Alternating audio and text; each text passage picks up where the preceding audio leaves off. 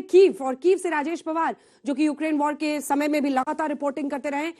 Kyiv में भी राजेश पवार आज इंडियन कम्युनिटी वहां पर पीएम के मन की बात का पूरा कार्यक्रम देख रहा है। जल्दी से अगर उनकी प्रतिक्रिया आप हमारे दर्शकों को सुना दें। राजेश। अंजना, सुन पा रहे हैं आप मुझे? बिल्कुल। मैं इस वक्त कीव में हूँ, यूक्रेन में, भारतीय राजदूतावास में, इंडियन एम्बेसी में। और यहाँ अभी बहुत से इंडियन जो डायस्पोरा के लोग हैं वो यहाँ पर आए थे। उन्होंने पूरी मन की बात सुनी और लोगों में काफी उत्साह है। देखिए, यहाँ लड़ाई का माहौल है, लेकिन फिर भी काफी लोग जो है सुनने के लिए आए।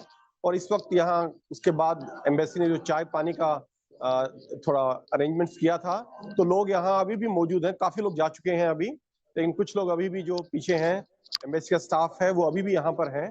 और ये जो माहौल था वो लग नहीं रहा था कि आप किसी वॉर जोन में या किसी ऐसे देश में हैं जहाँ इस वक्त लड़ाई चल रही है।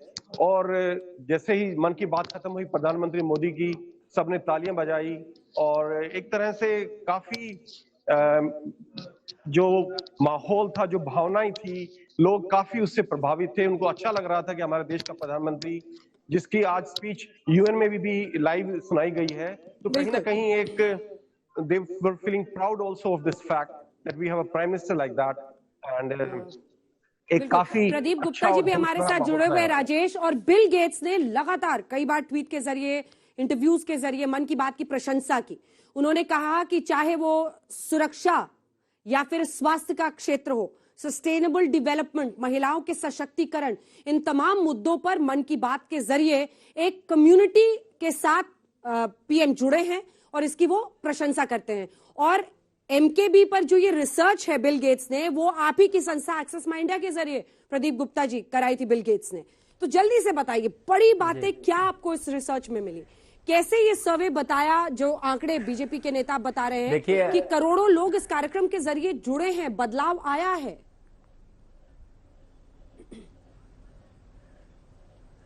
देखिए Anjana ji, Bill and Melinda Gates Foundation ने एक्सेस माई इंडिया को अप्रोच किया और ये जानना चाहा कि मोदी जी के द्वारा जो मन की बात है उसका जमीन के ऊपर क्या असर हुआ है। इस बारे में हमारे एक्सेस माई इंडिया ने स्टडी की और उसमें 3-4 चीजें, बड़ी बात जो मैं बताऊं आपको, कि संवाद, शिद्दत और ट्रांसफॉर्मेशन, जिसको आप परिवर्तन कहते हैं, वो जमीन पर देखने को मिला। हमारी एक्सेस माई इंडिया की team north, south, east, west, central सभी जगह गई। असम से लेकर सिक्किम, सिक्किम से लेकर रांची, उत्तर भारत की बात करें तो उत्तराखंड, और सभी जगहों पे साउथ इंडिया की बात करें तो तेलंगाना और तमिलनाडु और इवन बॉम्बे। ये सिर्फ गांव का विषय नहीं है, हम बॉम्बे में रहते हैं और हमारी टीम ने जो विटनेस किया बीच के ऊपर सफाई जो है अप्रोच बहुत पहले से करते थे, लेकिन उसका असर जब मोदी जी ने उनसे बात की, संवाद किया और उन्होंने, मोदी जी ने खुद जाके बीच के ऊपर प्लास्टिक का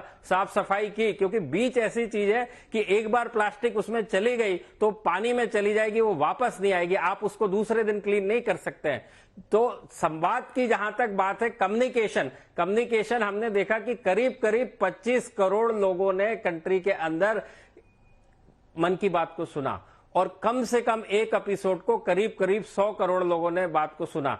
और हम जो सब जानते हैं कि भारत इतना डाइवर्स देश है जहां पे कि 23 भाषाएं और 1000 से ज्यादा बोलियां हैं, तो उसके साथ रूबरू जुड़ पाना यानी संवाद करना, इस ये नहीं कि वन वे ट्रैफिक नहीं था, संवाद कर रहे थे। और जमीन के ऊपर एक छोटी छोटी बातें मैं बता दूं, जैसे टाटा मेमोरियल हॉस्पिटल जो है कैंसर का हॉस्पिटल जाना जाता है, वहां के जो डॉक्टर हैं, डॉक्टर बर्वे, वो लीजेंड, वेरी सीनियर डॉक्टर हैं। तो इलाज और उपचार तो एक चीज है, लेकिन जो योग का उन्होंने सहारा लिया, उससे देखा कि कितना परिवर्तन आया उनके उपचार के अंदर। जब आप देखेंगे कि गुजरात के अंदर हर्ब, मिसेस सुधा हैं, वो हर्बल का जो प्रधानमंत्री जी ने उनके साथ संवाद किया और आयुर्वेदिक औषधि का जो है एक बिजनेस किया। उसके बाद खिलौना इंडस्ट्री, हम सब जानते हैं खिलौना इंडस्ट्री जो है चाइना के प्लास्टिक और खिलौने आने के बाद, और दूसरा वीडियो गेम और टेक्नोलॉजी आने के बाद किस हाशिए पर पहुंच गई थी। उसके बाद जब प्रधानमंत्री जी ने संवाद किया और वहां के स्थानीय लोगों से बात की जो कि इस इंडस्ट्री में जुड़े हुए थे, तो देखा कि उसके अंदर कितना बड़ा परिवर्तन आ गया। अब लोग इवन वीडियो गेम से भी बोर हो चुके हैं और जो एक्चुअल भारतीय भारतीय सभ्यता की जो पहचान है, जो हाथ से बने हुए खिलौने हैं, उसका असर हुआ। तेलंगाना में आप देखेंगे तो इसमें प्रयोग किया जा रहा है। एक तरफ डिजिटल इंडिया का भी प्रचार प्रसार है, लेकिन इसी के साथ रेडियो की बात भी है, और रेडियो के जरिए अपनी बात लोगों तक पहुंचाना, कम्युनिटी को जोड़ना। और मैं तो कहती हूँ खास तौर पर बच्चों को बहुत ध्यान रखने की जरूरत है। स्क्रीन टाइम कम करने पर सबको ध्यान देना चाहिए। रोजाना अपना स्क्रीन टाइम लोग देखें और कम करने की कोशिश करें, ताकि उन्मुक्त तरीके से दिमाग भी सोच पाए और स्क्रीन टू स्क्रीन ट्रांसफर ना होता रहे हमारा दिमाग।